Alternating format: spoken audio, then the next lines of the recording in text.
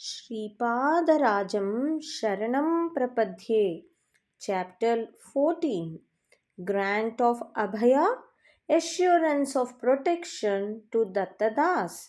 I reached a village called Muntakallu after travelling for some days. When inquired, some travellers informed that I can reach Kurugadda after a few days of journey. I was very much eager to see Sripada. One person was coming towards me with a pot of toddy. Even though I was not a Pandit, I was a Brahmin observing some religious practices, and the stench of the toddy was unbearable, and the person was coming in my direction. It caused intense suffering to me. I was walking quickly, uttering the name of Sri Pada, but that person reached me much more quickly. He questioned me, when I am coming to you, is it proper for you to move away from me? Then I asked him, who are you? What business you got with me? For that he laughed loudly. The bad odor of toddy was blowing out from his mouth. He said, before you know who I am, it is better to know who you are, where from you are coming, what is your destination. I thought that in those parts even the hawkers of toddy were capable of philosophical conversation. He called loudly all the passers-by and asked them to come near him. Shortly a crowd gathered. He was saying to the crowd, sirs, I tap toddy and sell in this area. I live according to dharma. The palm tree is wish-giving tree for me. This Brahmin waited under the tree till I climbed the tree and brought down the liquor. He told me that he is an addict of toddy in spite of the fact that he is a Brahmin. He also told that he did not have the money to pay for it and requested me to pour some toddy in his throat and earn enough punya. I agreed. When I was about to pour the toddy, he observed that there was a great deal of movement of the people in the vicinity. Therefore, he is refusing the toddy because he fears that his Brahmanism would be tainted if he drinks toddy in the presence of all people. I will be a great sinner if I break my promise. This is equal to an ambrosia to our caste people. I hope to derive lot of punya by offering the drink of such a priceless liquor to this Brahmin. This Brahmin is dashing all my hopes to ground. All of you who are pious, teach this Brahmin about dharma and save me from being a sinner. As all the people who gathered there belonged to the Gauda caste who made a living by tapping toddy, they gave much value to the words of their caste man. I was forced to drink the toddy. Then all of them dispersed. That strange person who made me drink toddy also went somewhere. I was thinking in my mind, taking a noble birth as a Brahmin and traveling to visit the divine incarnate Sripada, I drank this degraded drink. My Brahmanism was burned to ashes. How can I see the countenance of most sacred Sripada? My fate has gone like this. Fate is very powerful. When such a perverse writing was inscribed on my forehead, how can it happen in any other manner? I was feeling distressed. My footsteps were faltering. Unbearable smell of toddy was emanating from my mouth. My body became a little unconscious. I was blaming my misfortune and walking while chanting the name of Sri Pada. I found a hut in the midway. It appeared as a place of penance. I thought that some great people were there. I thought that I was unworthy of visiting pious people. I did not like to step into that hermitage. I felt that too in a drunken state. It was highly reprehensible to enter into the holy ashram. When I was going on my way, a person clapped and loudly called, "You, Shankara Bhatt, stop! Sri Dattananda Swami ordered that you should be brought to ashram." I was astonished at the divine play and stopped. I was taken before Sri Dattananda Swami. With mercy showering from eyes, Sri Swami asked me to take bath immediately. After bath, I was given sweet fruits.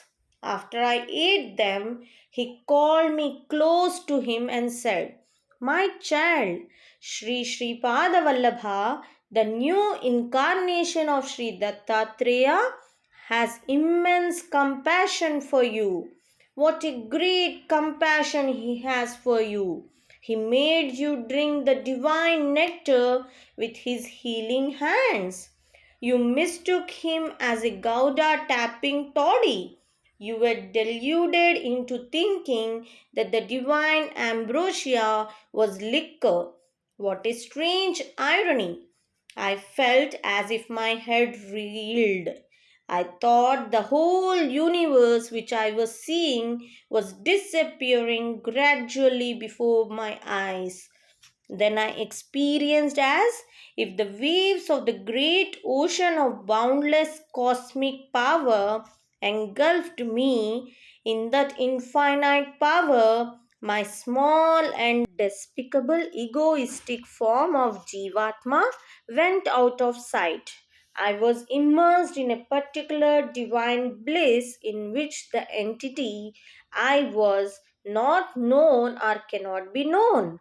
When the limited I was destroyed, this whole creation looked like a dream. Then Sri Swami sprinkled mantra jala, water charged with mantras, on me. He smeared the holy ash on my forehead with his divine hands. Then I became my normal self. I experienced divine bliss for few moments. As soon as I returned to normalcy, I realized that I sunk into gross nature. Sri Swami said, "You belong to Gauda caste in one of your births. You were drinking cheap liquor terribly in the innermost recesses of your personality. The desire to drink toddy still remained. Without the grace of Sri Sripada, you should have been addicted to drinking habit and fallen down ethically even though you are a Brahmin. The glances of Sri Sripada are ambrosial. There are many accidents indicated in your horoscope. He was removing them with his ambrosial looks even without your knowledge. Who is capable of describing the greatness of Sri Guru? Even Vedas kept mum while describing his greatness. Then I said, "Sir, I want to know the details of Sri Guru's greatness." Enthusiasm is increasing to know more and more as I am knowing things.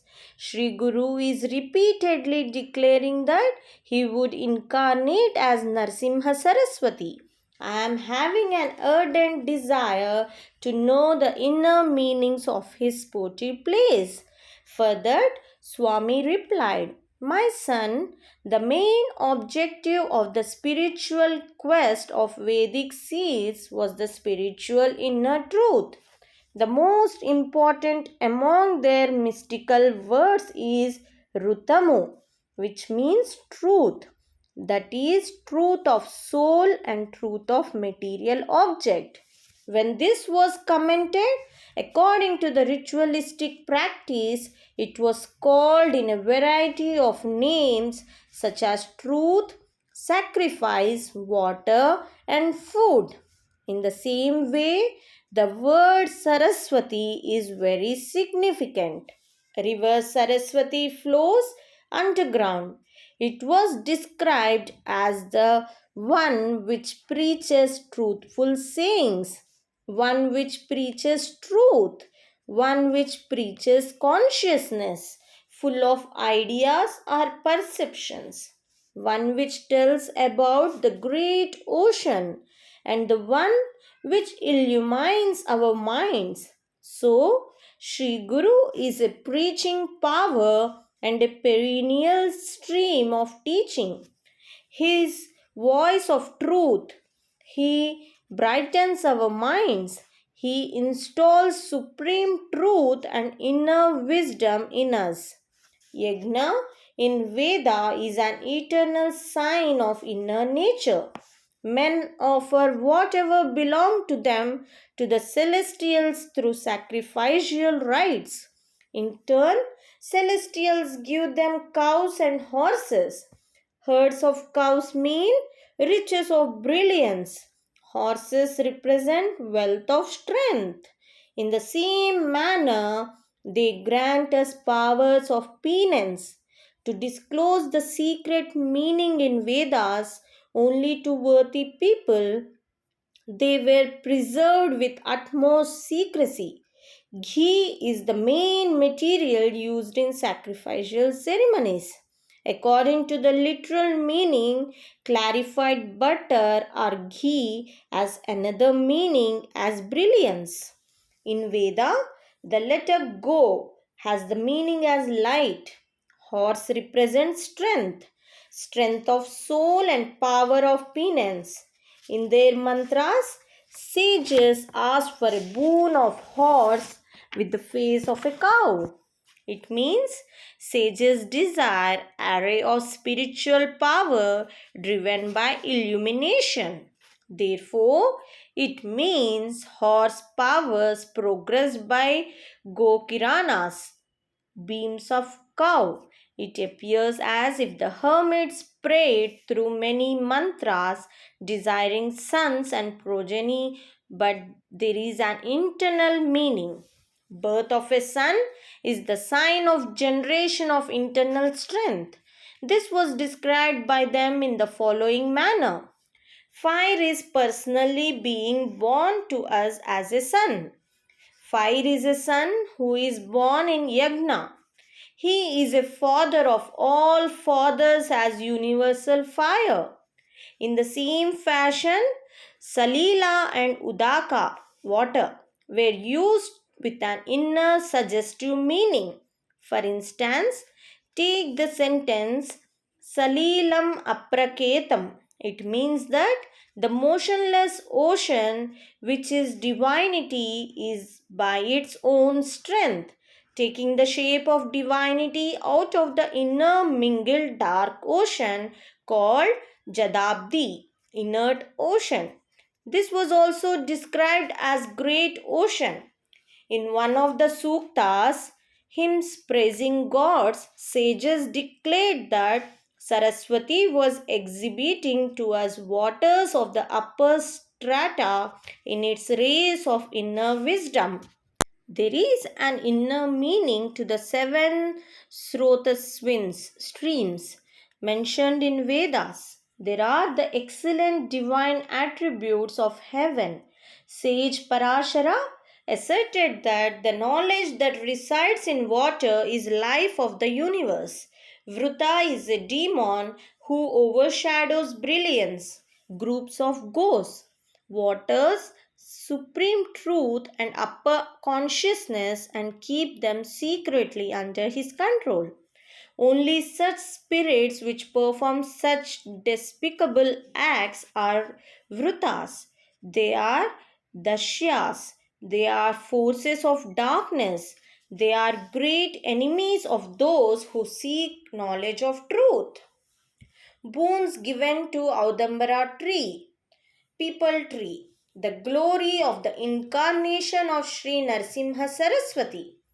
My child, Sri Mahavishnu appeared as Narsimha Swami from the wooden pillar made out of the Audambara tree and saved Prahlada. Prahlada became the king. That wooden pillar, which broke into two pieces, began to sprout after some time. There are an Audambara tree took shape. Prahlada, who was astonished, started worshipping. One day, Sri Dattatreya appeared in meditative pose and taught knowledge to Prahlada. Sri Datta, who discerned the interest of Prahlada for Dvaita, theory of dualism, blessed that in Kali Yuga he would take the form of an ascetic and uplift the downtrodden and propagate the ideology of dualism. The Audambara tree took human form and fell on the feet of Sri Datta and sought a boon. Then Sri Datta promised that he would reside at the base of each Audambara tree in a subtle form, and as he emerged from it in the shape of Narasimha, he would incarnate in Kali Yuga under the name of Narasimha Saraswati. All this was narrated in Yamgya Brahmana. Now this Yamgya Brahmana is available only near the village Sambala located in Himalayas, the land of austerities of the seven Maharshis. It was lost in other regions. When a question arose whether he was there or not, an emotional incarnation sprang from the lifeless pillar to demonstrate that he was very much there. That furious incarnation is Sri Narasimha Swami. In the same way, in Kali Yuga, when people with impure minds raise perverted arguments as to whether God is there or not, the Almighty incarnates under the name of Narasimha Saraswati, not only to prove his existence but also to protect devotees, as was done in the case of Prahlada. Then I asked Sri Swami, Sir, have you seen Sripada in Pitikapuram? My mind is getting excited to hear his childhood sportive plays. The great miracle of Sri Sripada.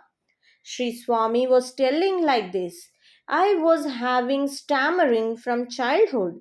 All people were ridiculing me. In addition, a strange disease attacked me. From my fifth year, the disease increased. With the lapse of 1 year time, 10 years of age used to increase. When I was 10 years old, features of an old man of 50 years overtook me. In Sri Pitikapur, a sacrifice was conducted under the supervision of Bapanarya. Brahmins were given generous monetary honorariums. For those with good scholarship, liberal monetary gifts were given.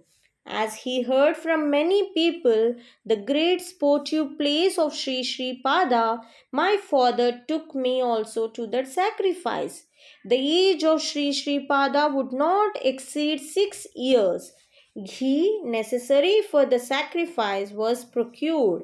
At that time, all the ghee was kept in the custody of an old Brahmin. That person was not only a miser but also greedy.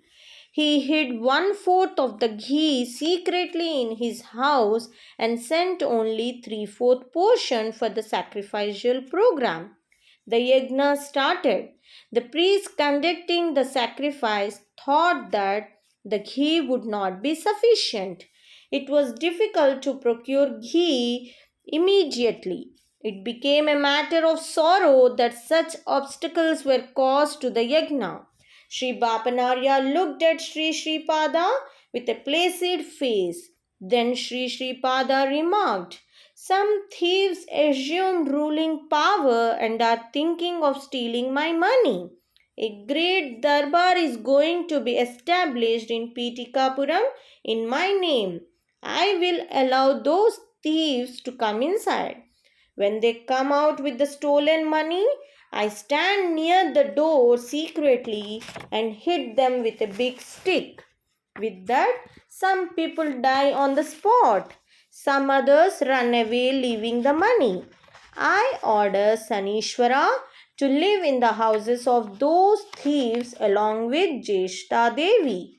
The words of Sri Sripada were not understood by anyone. They thought that he was telling about some future happenings. In the meanwhile, Sri Sripada called that old Brahmin and made him write on a palm leaf in the following manner. Mother Ganga, give the ghee required for conducting the yajna. Our grandfather Sri Venkatappaya Sresti will settle the debt. This is the command of Sripada Srivallabha. This letter was shown to Sri Venkatappaya Sresti. He agreed. Four people along with that old Brahmin went to Padagaya Tirtha taking that letter. They submitted that letter into the pond. They collected water from it in the receptacles which they took with them. The water was brought to the place of sacrifice amidst the chanting of Vedic mantras. The water changed into ghee in the sight of all people. The yagna concluded successfully. Sresti submitted in the same vessels full measure of ghee as was promised into the Padagaya Tirtha. Ghee, while being poured, changed into water. My father submitted my miserable state to Sri Sripada. He said, wait for some time. I will cure the disease of your boy. I will also remove stammering. A house is due to be burnt. A muhurt, auspicious time, has to be fixed for it. His ways are unpredictable. In the meanwhile, that old Brahmin came. He was fearing within himself whether any harm would be done to him for stealing the ghee. Sometimes he was thinking whether it would be better to confess before Sripada about stealing the ghee. He arrived at a firm decision that regardless of what might happen, only good will come from visiting Sripada. An interesting discussion took place between both of them. Sripada said, dear old man, you are an expert in fixing muhurtas. A house has to be burned down. Fix a correct muhurta time for it. The old Brahmin replied that muhurtas will be there for construction of houses and for foundation laying ceremonies, but not for burning down houses. Sripada questioned, how can there be no muhurtas for stealing and for arson? The old Brahmin said, I did not hear of such muhurtas. I do not know whether such events take place during inauspicious muhurtas and unlucky hours. Sripada said, then has any unlucky time is now running? The old Brahmin replied, now such an evil time is passing. Sripada exclaimed, old man, what a great good news you have told. A rogue stole ghee procured for the sacred sacrifice. The hunger of fire god is not satisfied. He is burning the ghee that justly belonged to him and also the house along with it. In this way, he is satiating his hunger. He is dancing with joy. The face of the old Brahmin turned pale on hearing the words of Sripada. His house was reduced to ashes in a short time. Sri Sripada ordered the old Brahmin to bring some ash from the burnt house. That old Brahmin realized that Sri Sripada was capable of granting boons with grace and also to cause losses with his wrath. So he obediently brought ash. Sripada mixed that ash in a glass of water and commanded me to drink it. He wanted me to do like that for 3 days. We were guests in the house of Sri Bapanarya. The strange disease in my body, along with my stammering, was removed. I became healthy. Sri Sripada placed his divine benevolent hand on my head and transferred power into me and made me gratified. Then Sripada said, "From today you will become famous with the name of Dattananda. May you become a householder and be redeemed by preaching righteous conduct to people. In the past lives, yourself and this old Brahmin were jointly doing business. Enmity developed in business, and each of you was trying to murder the other. One day you visited the house of the old Brahmin and made him drink payasam, pretending love.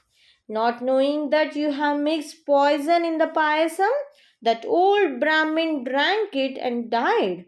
At that same time, the old Brahmin employed some workmen without your knowledge and set your house on fire.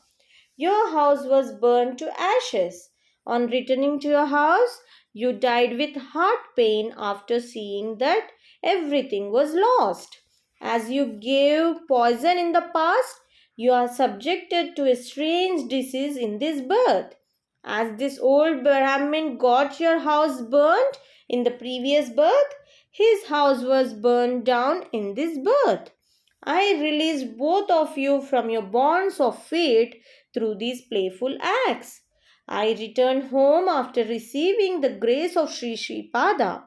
I became erudite in Vedas and Shastras.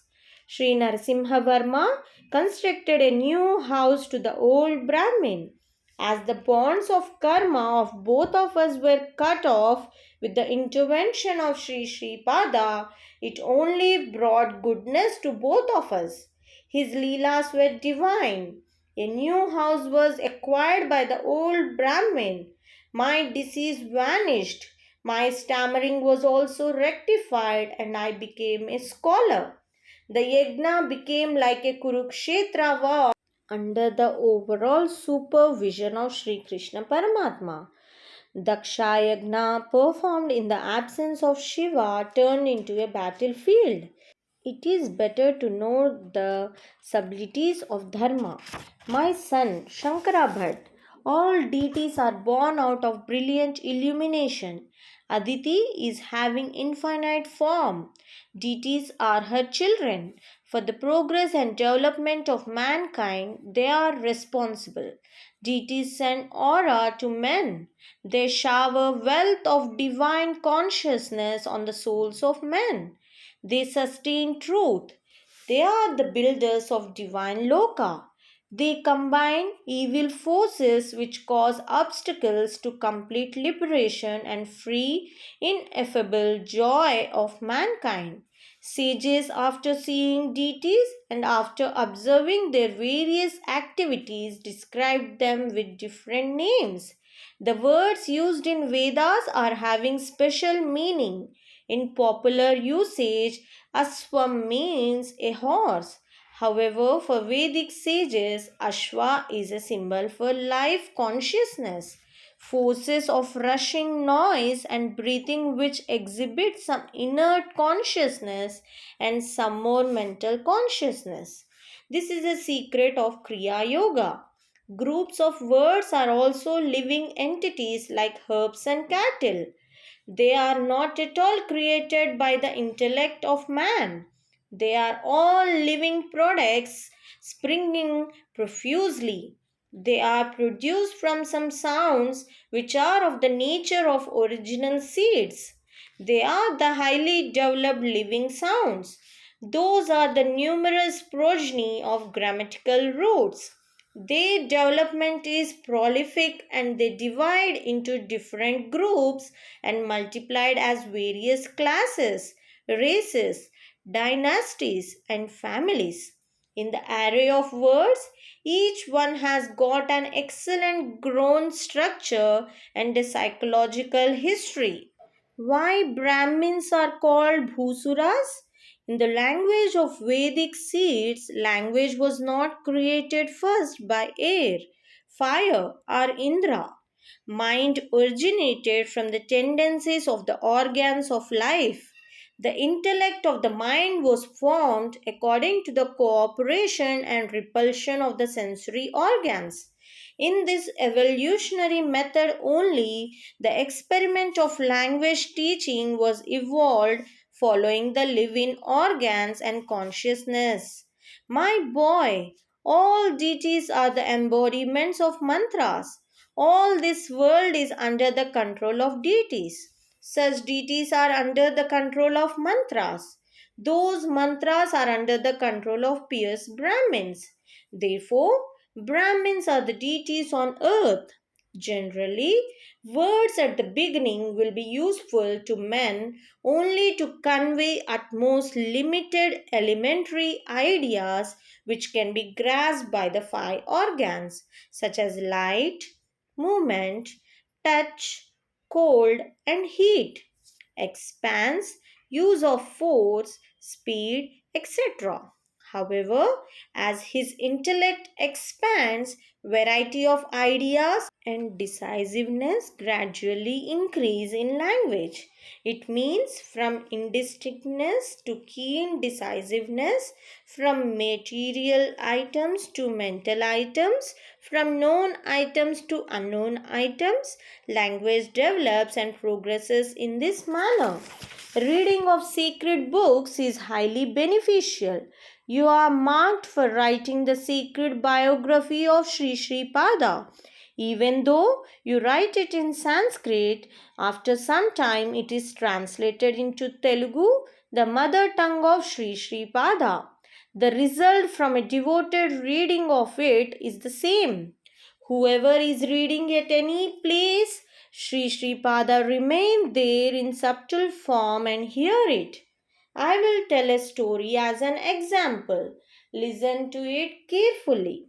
Sri Sripada attained 7 years of age. The investiture ceremony of sacred thread was performed to him strictly according to Vedic ritualistic procedure. In those days, when such events took place in the houses of wealthy householders, lot of excitement and flurry was there. There was no limit to the happiness of Sri Bapanarya, but there was no opportunity to a pariah mendicant called Datta Das to witness the great celebration. As he was an outcast, he did not get that chance. He called all his caste people to his house and told that he would tell Datta Charitra. All of them reached his house with great eagerness. Dattadas began to narrate Datta Charitra like this. That supreme light, which was born as the son of Mother Anasuya, sage Atri, in the old ages, has incarnated today in this Kali Yuga in our Pitikapuram as a Sripada Srivallabha. Today, the sacred thread ceremony of the great Lord is performed. After the sacred thread ceremony, our Lord is radiating with divine brilliant splendor. May good fortune and prosperous auspiciousness be forever to that Lord who is the uplifter of destitute people. Dattadas was not having any scholarship to tell more than that about Sri Guru. He was repeating the same story again and again. The listeners were also hearing it with rapt attention. This went on for 53 times. The ambrosial looks of Sri Sripada fell on Dattadas. After the conclusion of sacred thread ceremony, Sri Sripada announced to the Brahmins there that he had to go at once to the house of Mala Dasari, Pariya mendicant. Sri Bapanarya asked for the reason. Sripada said, Dattadas, who is having a pure mind, is narrating my history. If it is regarded that what he once told is one chapter, it must be concluded that 53 chapters are finished. I must immediately give him the instantaneous result which is to be granted to those who complete 53 chapters with devotion and diligence. There are no distinctions of race and caste to the affection of Sripada towards his devotees. The Brahmins did not grant permission to Sri Sripada to visit Dattadas. Then Sripada became furious and said with rage, "Those people who are being cruelly suppressed by you as outcasts and pariahs will have my grace abundantly in the ensuing century. They will occupy exalted positions in the future century. In the coming centuries, majority of your Brahmins follow servitude and be degraded and debased from dharma and karma. My words are like edicts on stone. There is no possibility to alter even one letter in them. Nevertheless, if any one in your Brahmins live virtuously and has devotion of Datta, I will protect them as an eyelid protects the eye." The parents tried to pacify the excited wrath of Sripada. After some time, Sri Sripada became quiet and kept silent. Exactly at this time, Sri Sripada appeared in the house of Dattadas in his divine resplendent form. He accepted the sweet fruits offered by them with love. He drank with immense love the milk given to him. He distributed with his own divine hands the sweet mithai. Sri Sripada blessed everyone in the house of Dattadas. "My boy Shankara Bhatt, have you seen the divine love of Sri Sripada? He is satisfied only with your inner feelings. He is not concerned with family background, lineage, or other material matters. Even if a low caste person gives Datta Prasada, it has to be received with devotion. If disrespect is shown, people will be subjected to hardships and losses." The 12 statements of assurance declared to devotees by Sripada. Hear carefully the sayings of Sripada in the house of Dattadas. 1. I will remain in a subtle form in every place where my biography is devotedly read. 2. Just like an eyelid, I will protect the person who is dedicated to me through mind, word, and deed. 3. Daily in the afternoon, I seek alms in Sri Pitikapuram. My arrival is a divine secret. 4. I reduce all the karmas into heaps of ashes of those who constantly meditate upon me. Even if the karmas are accumulated from many births, I will burn them down. If you give food to those who wail, "Oh, Ramachandra, food," I will be pleased. 6. I am Sripada Srivallabha. Sri Mahalakshmi shines with all her glorious attributes in the houses of my devotees. 7. If you have a pure heart, my grace will always be on you. 8. I am agreeable even when you adore any form of deity or take the support of any Sadguru. 9. All your prayers reach me. My grace is transmitted to you through the form of deity you worship or through your Sadguru. 10. Sripada Srivallabha is not merely confined to this name and form. You can know my corporeal cosmic form encompassing all forms of deities and all forces as my integral parts only by strict observance of spiritual discipline. 11. Mine is a comprehensive yogic incarnation. Great yogis and great siddhas constantly meditate upon me. 12. If you take me as a support, I preach you path of dharma and also path of karma. I always protect you from a downfall. Sripadarajam Sharanam Prapadhye.